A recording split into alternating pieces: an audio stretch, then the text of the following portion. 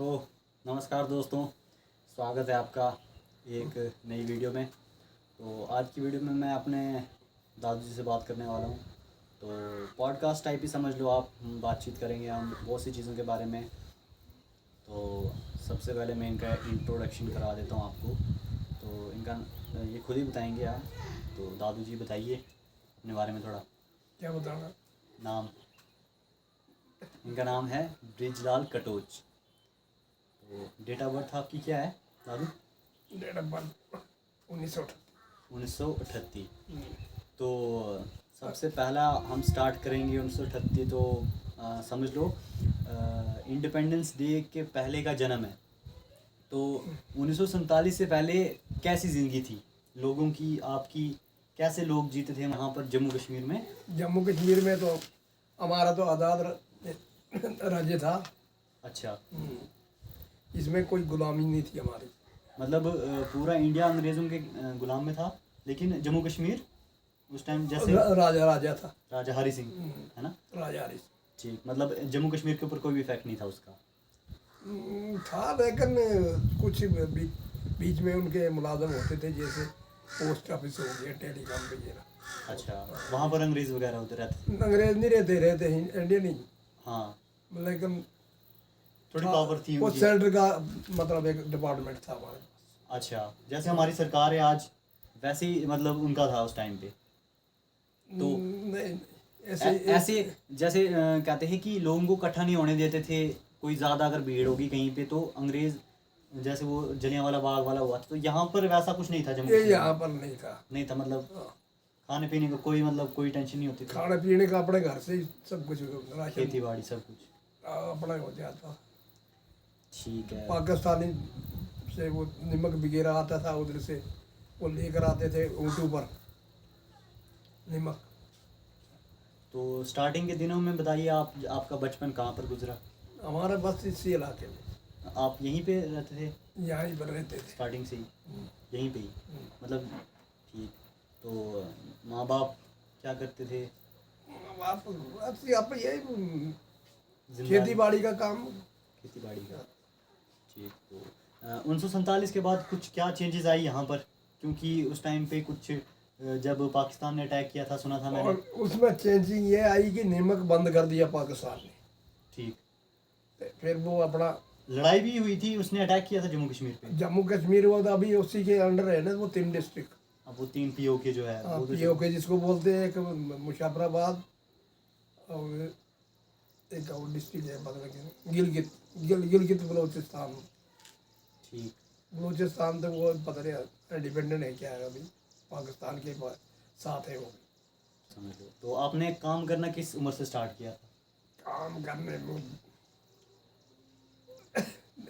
काम तो शुरू से ही करते हैं, बचपन से। ऐसे जब से पैसा कमाने के लिए की लागत थी भाई, पैसा कमाना है। कमाने के लिए फिर 1940 तो मतलब 50 के बाद ही 1950 के बाद? 57 तो 18 साल आपकी उम्र होगी, 18-20 साल, है ना? 57 के बाद समझो। ठीक। तो 57 वो आधा को ना, इंडिया और 57। 57। 57। ठीक। तो हमने बोर्ड भी दिया ना 1950 में, 1950 में जब वो ब्राह्मण में जाकर दिया था। रावण में जाके उस टाइम पे फर्स्ट वोटिंग हुई थी? फर्स्ट बोर्डिंग हुई थी जम्मू कश्मीर की। ठीक ठीक।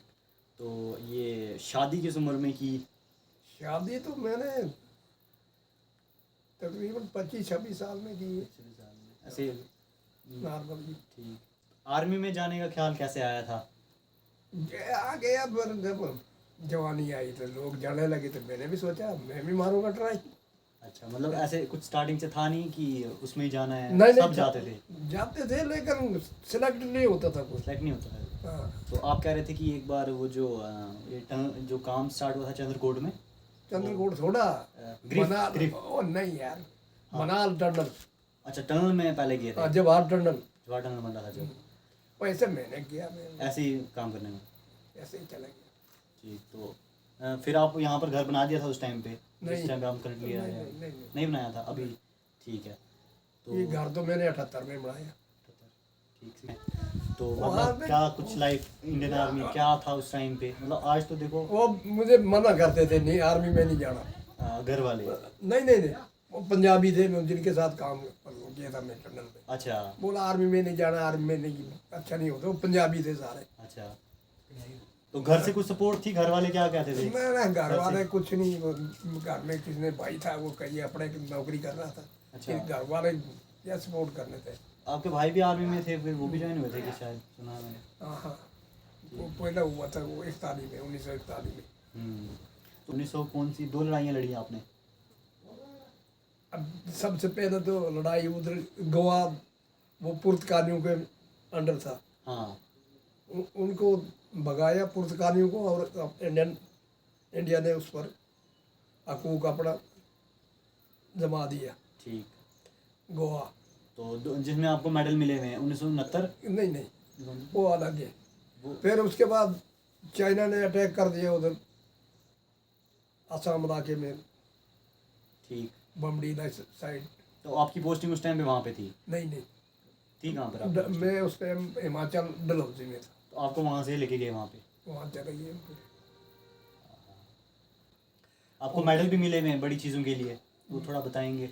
हाँ, सेना मेडल मिला हुआ है, उसके बाद स्टार मेडल है, मैं फोटो दिखा दूंगा। 1965 की लड़ाई में था मैं मिला। 1965 की लड़ाई में। हम्म, संग्राम मेडल, और क्या बोलते हैं उसके ऊपर, पश्चिमी पश्चिमी स्टार मेडल। पश्चिमी स्टार। गाइस मैं फोटो अटैच कर दूंगा उसकी। हाँ, फिर वो दूसरा 1971 का भी है। हाँ 1971 की लड़ाई। तो कैसा लगा कि अपने सामने लोग मरते थे, लोग उनको गोलियां पड़ती थी वो साइड में मर जाते थे। अटैक करते करते? अटैक करने के लिए जा रहे थे हम, तो उधर एक दरख्त था, उस दरख्त के नीचे मैं आगे था फॉरवर्ड में। हम्म। मैं आगे जा रहा था, मेरे पीछे एक सेकंड लेफ्टिनेंट था। ठीक। वो भी मेरे साथ आकर उधर ही आड़ दे दी उसने। उसके साथ जितने बंदे थे 10-12 इकट्ठे हो गए। आगे देखते तो एक पूरा झील बनी हुई, पानी पाकिस्तानियों ने नहर छोड़ दी थी अच्छा। रोड के किनारे। तो उसमें 5-7 डेड बॉडी तैर रही थी। तैर रही थी वो? कौन से, वो आर्मी के जवान? हाँ, आर्मी, हमारे आर्मी के जवान। वो पानी से कि उन्हें मार के छोड़ दिया था? मार कर फेंक दिया था उधर। अच्छा। तो मैंने बोला भाई भागो इधर से, लेफ्टिनेंट ये के साथ देख लो। हाँ। तो मौका मिलता है एक जो इंडिविजुअल सोल्जर है सिंगल, उसको मौका मिलता है आगे फ्रंट पे जाने का ऐसे ही? मौका क्यों नहीं मिलता, वो बाई ऑर्डर लेते हैं। अच्छा। हाँ, मौका क्यों नहीं मिलता, मिलता है, लेकिन पर कोई नहीं जाता सिर नहीं उठाने देते वो। ऐसे? ऊपर से ऑर्डर जब हवाई जहाज का हमला, और नीचे से ये स्मॉल वेपन मशीन गन। हाँ।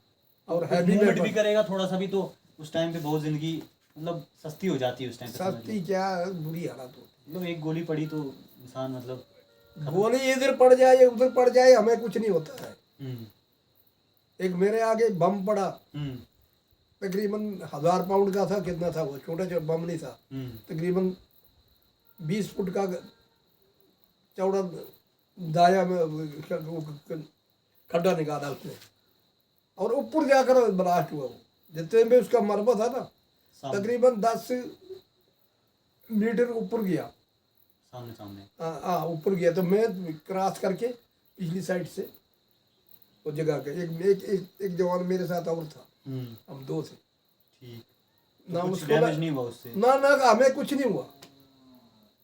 वो कैसे बोला? पता नहीं यार, क्योंकि अगर इतना वो अभी कान के पर्दे बंद हो जाते, इतना बम फटा हमारे आगे।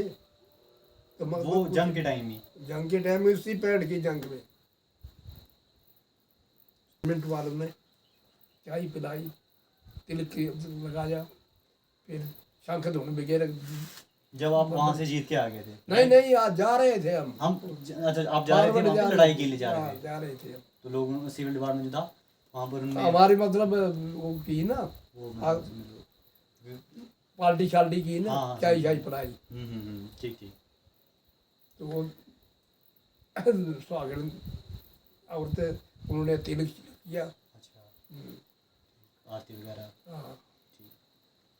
तो वो तो आपने बनाया कि लड़ाई वगैरह की वो चीज़ हुई थी, वो जीत गए थे कौन इंडिया वाले, हम मतलब समझ लो वो कौन सी ये 1965 वाली और कतर वाली लड़ाई, जीत रही थी मतलब? वो उसी जगह के लिए हो रही थी, वो जो पीओके था।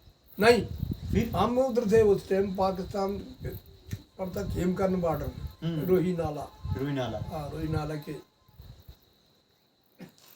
पड़ता उधर उसमें, उस इलाके में ठीक। खेमकरन से आगे उसका नाम है वहाँ खेमकरन। बड़ा उनका उधर वो सेकंड आर्मड ब्रिगेड है उनका।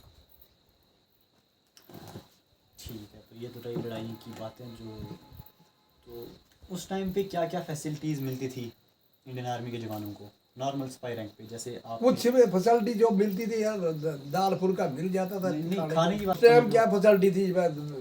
5 रुपए पेंशन थी, 10 रुपए कर दी, 10 रुपए थी 15 रुपए कर दी। तो क्या तनख्वाह कितनी थी आपकी स्टार्टिंग में? 37 रुपए। 37 रुपये उस टाइम के जब हिसाब से। हमने जब लड़ने की थी 37 रुपए थी। जब ट्रेन सोल्जर हो गई तो हमारी हो गई फिर कस्टम प्लेट खाने के बाद 55, 55 रुपए ठीक। बेसिक, उस साथ प्लस दिए। तो नया हिसाब है, तो हमारे टाइम भी ऐसे हमें अग्रीमेंट लगता था 2.5 साल, 5 साल के बाद 2.5 रुपए। अभी तो हर साल इनको 500 या 1000 रुपए बढ़ता है। ठीक ठीक। अभी एक MS पे अलग हो गई इनकी, तो वो हमें है ही नहीं। अलाउंस वगैरह होता था उस टाइम पे? अलाउंस वो खाली माई है,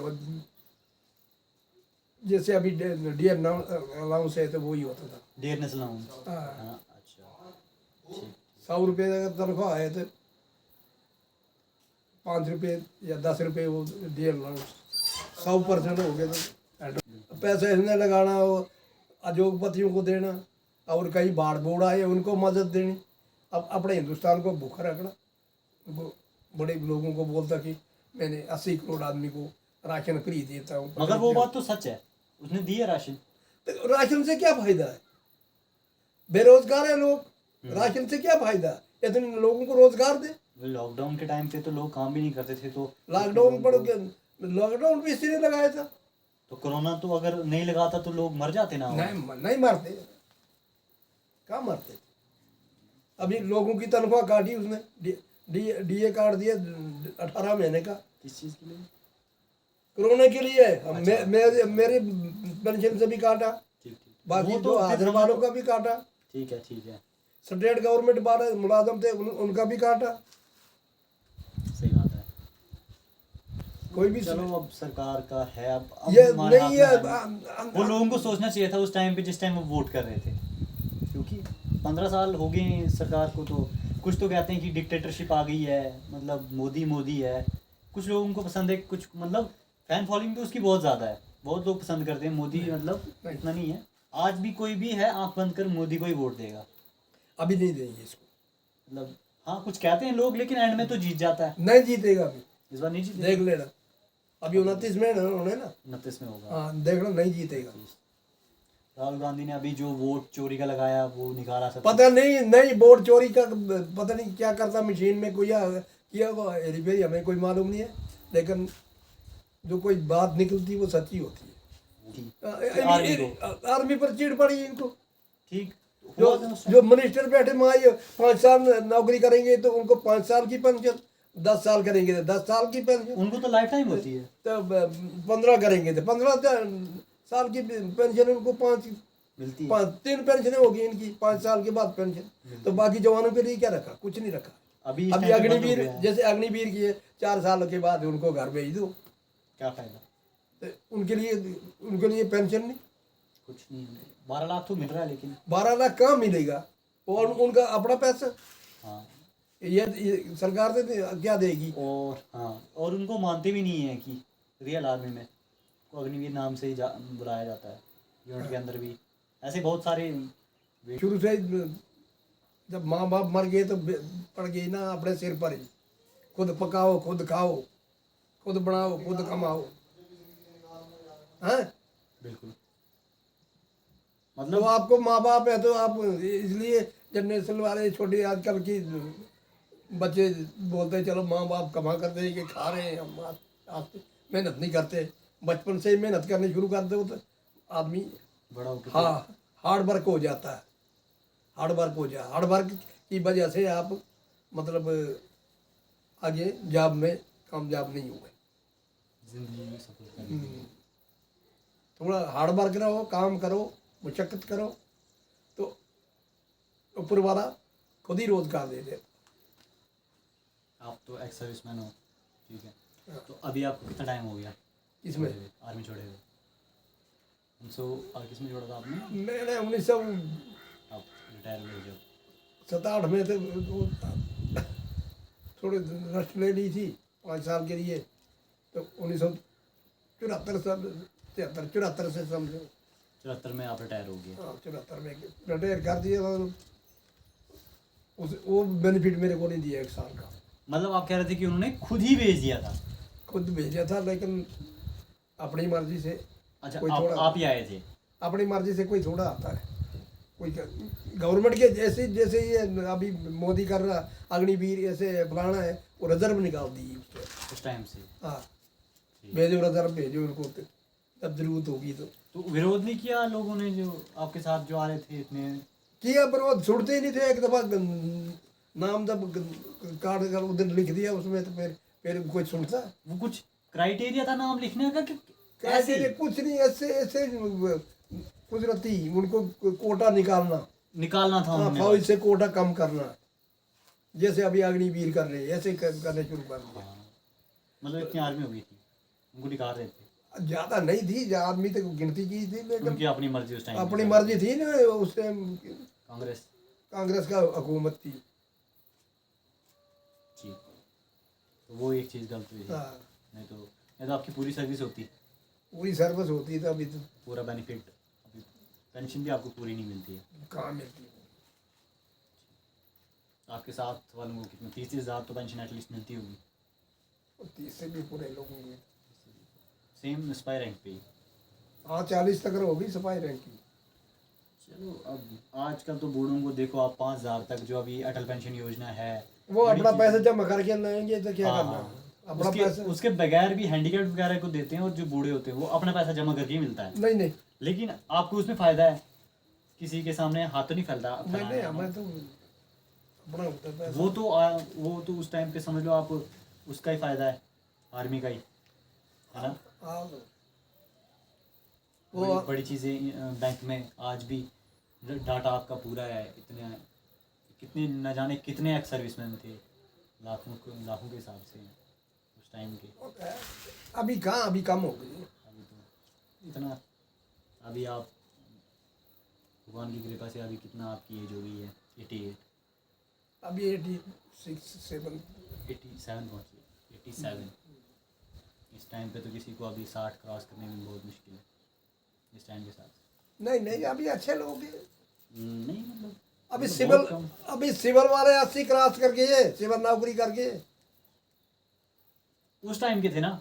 आज का हमारे मेरे साथ के वाले है ना, मेरे बाद में उनकी पैदाइश है लेकिन अभी 80 क्रॉस कर गए हैं वो भी। हाँ, खाना पीने का बड़ी चीज़ें मिलावट हो गई है, कुछ भी सही नहीं मिल रहा। घर पे बनाकर सब्जी बाहर से आती है, दाल बाहर से आती है, चावल आटा सब कुछ बाहर से आता है। सब उसमें खाद जो है मतलब जो उन्होंने यूज़ किया है क्या पता है क्या चीज़ है। लोग तो बड़ा ध्यान देते हैं कि क्या चीज़ फ्रेश ही मिले, हेल्दी मिले, सब कुछ खाने का, लेकिन खुद से बनाने का वो मज़ा ही कुछ अलग है। खुद से जो अपने हाथों से अभी खेती बाड़ी भी कम हो गई है पहले के मुकाबले।